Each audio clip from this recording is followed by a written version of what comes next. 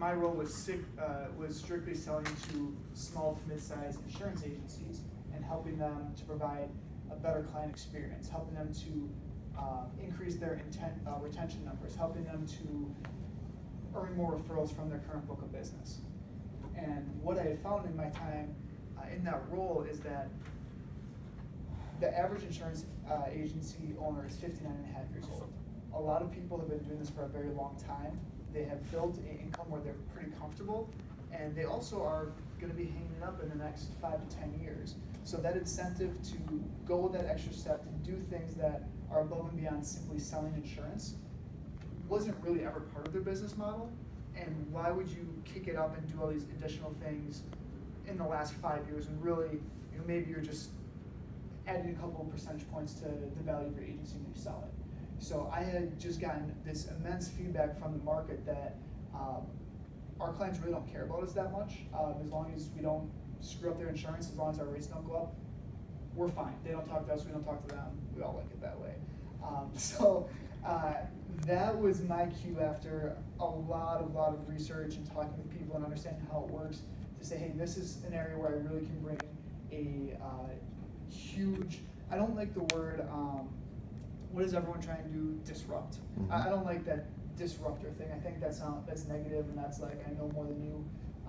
But I strongly do feel like I can enhance the industry, and I mean that from not only the standpoint of what my clients see, but the bigger goal that I have at my organization is to force some of the other insurance agencies in Southeast Wisconsin and eventually across the country to say, hey, look, if there's two products that are similar in attributes and similar in price, if one of them is just the product and one of them is the product and they're making intentional moves to improve the community, to elevate those around us, if you will, why would I work with this one, right? Why would I work with the one who's doing a little bit extra? So that's the whole idea of elevated insurance. So imagine this, imagine a situation where your renewal comes and you feel proud about the insurance that you have.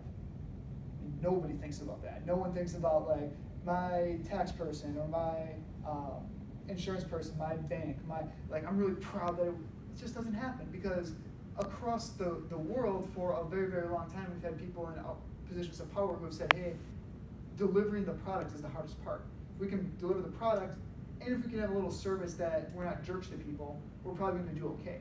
And I grew up and I was born into a world where now there's business models for how to deliver the product and how to do it in a friendly manner. So those things, in my opinion, are no longer differentiators.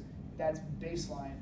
What else happens to have people excited about working with you? So I'll pass this around. The whole part of, or the whole idea behind elevated insurance is elevating those around us. I really wanted, like Allison, I really wanted to be a life coach. It's still one of my dreams. Like any time I can positively impact someone, that's my day, right? The whole insurance agency is really just kind of a hack to be able to spend more time networking, to work with, I don't like nonprofits, so for-purpose organizations. The more ways I can figure out to feed my family and spend time in these areas, like that's the goal. So that's the idea behind elevated insurance. Every time, so again, I'm not great at selling the what, right? What it is, it's home, renters, auto, business insurance, and life insurance. So all of your stuff and all of your personal liability risk, that's what I can protect. And I'm an independent agent, so I have several different carriers I can pull from, which makes sure that, one, we have a product that fits your specific need.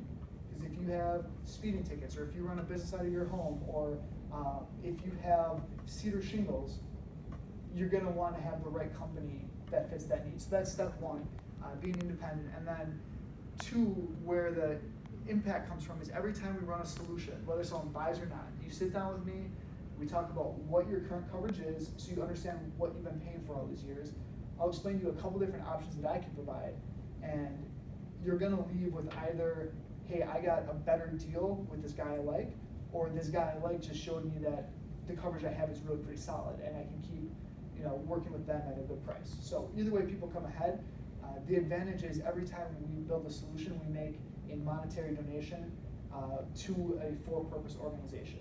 And that goes alongside with the monthly hours that we set aside, just working in the community. Actually did a project with Rob in June or late May? Yeah, it's in June. Okay, so in June we did a Habitat for Humanity project where I got together, it was like 8, 9 of us, and we went down to 29th and North and worked on one of the 7 houses they're building right now. So because of the effort we put in there, I think I calculated it was about 130 people hours that went into that project. And because of that, I mean, the numbers with Habitat are crazy. When people move into a Habitat home, one, the economics of their rent, of their shelter is stronger, but then also they're not moving, they're staying in the same school system, like kids' graduation rates, kids, steady meals, like all these things that destroy children's ability to get it together because they're hungry or they don't know, even where they're gonna live in August. Those things go away. And then when families move into these houses, they're also kind of a neighborhood watch. They meet the community directors, they meet police officers, law enforcement, things like that. So now they have what's right on their side. And when they can call someone directly and say, hey, something shady's going on here, and that's helping to clean up the neighborhood. So Midtown 100 is where they're working right now, and they're looking to flip or build 100 homes in the next 3 years. So with the for-purpose organizations that we work with, yes, there's value in the food pantry, and you'll see on there, this was just the stats from the first year of what we were able to accomplish in the community. We donated a month and a half worth of eggs to the food pantry. It's their biggest expense. They have to buy eggs because they can't do a food drive for it, it's too fragile. So when I met them, I asked, hey, what's the one thing that if you could get it right would change everything? And they said, if we could have someone helping egg donations. So that's what we did there, and I'm still working with the food pantry because it's like the definition of give a man a fish. Like people literally come who are in food crisis, get food and go. Okay, so that solves your hunger pains for the next 2 weeks, but is there education? Is it helping someone to get that next advantage to be able to move forward independently? And those are things that I'm constantly looking for, and you guys are probably the best resource to help me find for-purpose organizations like that to say, hey, we understand we're going to be given some fish, and that's okay, but we also want to teach these people to fish so they can be independent, and also when they're at that point, they can be part of the give back process as well. I feel like if we start ground level there and help people where they are, those are the types of things that make a big impact. So the big deal right now, we worked with Nextdoor last year. I'm working on a project with them in July and August where I'm assuming we'll be able to donate probably 200 to 300 books to kids who don't have books at home in the Milwaukee inner city. So again, literacy, which ties directly into this group, literacy is directly tied to the number of books a child has in their home. If all you have is a flat screen and mom's iPad, like, it's gonna be 3rd grade before you're reading. So trying to find those ways, really almost to circumvent the challenges that are at home, to give kids the tools on their own, saying, hey, if you want what's around you, just follow what everyone else is doing. But if you want something different, here's some different resources. And it's not as easy as that, but that's the general concept. So yeah, I decided selling insurance was the best way to build a passive income. I have 4 little kids, 6, 4, and 3.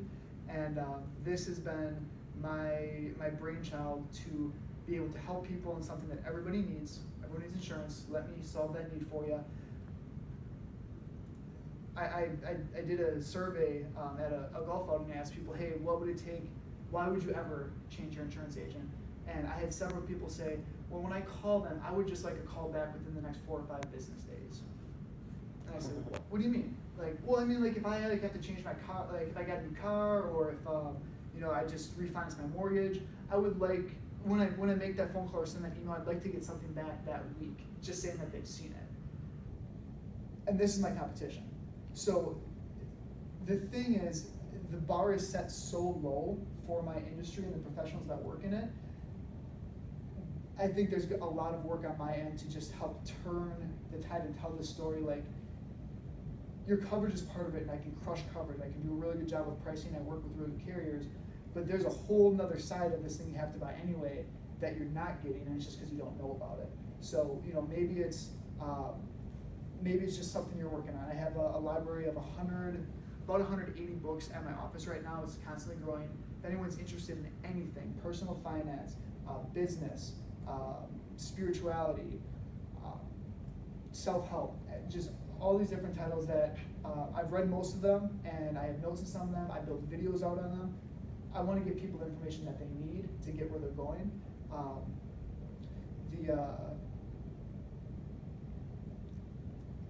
So I lost my train of thought a little bit there, but that's the whole idea. You know, when you get an insurance quote, does anything happen in your community? Well, what do you mean? No, I'm just price checking.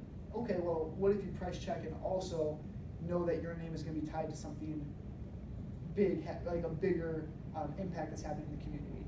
So those are the types of services that I personally feel can literally change the shape of the insurance industry over a 10 to 25 year time period. I'm in it about 18 months, so it's very ground floor. So my biggest opportunity right now is being in front of real estate agents, mortgage lenders, title people that people I know and trust. Just letting them know that, hey, you guys know that if you have a good insurance person, your job just goes on the way it is. If you have a bad insurance person, your deals get pushed back, no one has fun. Give me a couple shots, let me show you what I can do. And I think that's my biggest opportunity to close business, if you will. And my biggest opportunity for making the impact that I want is just showing up every day. So. Excellent.